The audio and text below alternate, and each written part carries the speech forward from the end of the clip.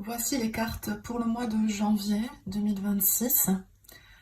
Je dirais que janvier représente le berceau de nos projets pour ce mois, en ce début d'année. Comprendre les énergies avec lesquelles on nous propose de travailler. La 7 d'eau, qui dans ce jeu s'appelle l'ère de l'âme. Ce que j'y vois, c'est cette jeune femme qui concentre sa magie à l'aide d'un outil qui a des formes féminines. C'est comme si cette carte montrait l'évolution de l'humanité. J'y vois le développement de nouvelles pratiques, l'équilibre, l'avancée vers l'avenir. On peut faire une analogie avec le 7 de coupe qui nous parle de choix. 7 de coupe qui nous parle de multiples choix. Mais sur ces multiples choix, il y en a un seul qui nous correspond vraiment. Et pour chacun de nous, ça va être différent. À chacun correspond quelque chose qui est juste pour nous. La seconde carte, c'est la personne qui prie.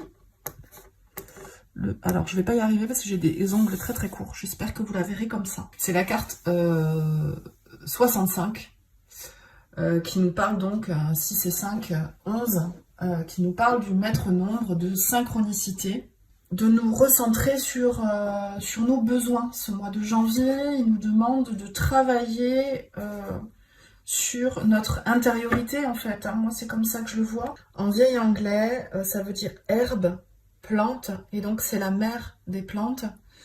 Et cette agripaume, elle est pour l'enfant en nous qui a peur du noir, qui se cache sous le lit, qui ne retrouve pas son chemin. Elle est là pour nous permettre de vivre notre vie avec confiance et force, en affirmant nos besoins et nos désirs. Et il existe de nombreuses et complexes façons de se connecter à la mère, à la terre-mère. Et je dirais que la façon la plus authentique, c'est potentiellement la prière. De ritualiser un peu notre existence et de se recentrer sur ce qui est le plus important pour nous. Et la dernière carte du tarot des éléments, c'est la 3 de bâton, la 3 de feu. Une connexion feu importante. Et ici, on a le soleil et Jupiter qui nous parle de joie, de positivité. Cette carte, elle parle de la capacité à montrer au monde une réalisation fructueuse. Cette reconnaissance qui prend souvent du temps, qu'on n'aura certainement pas encore au mois de janvier. Cette carte veut qu'on brille comme un phare.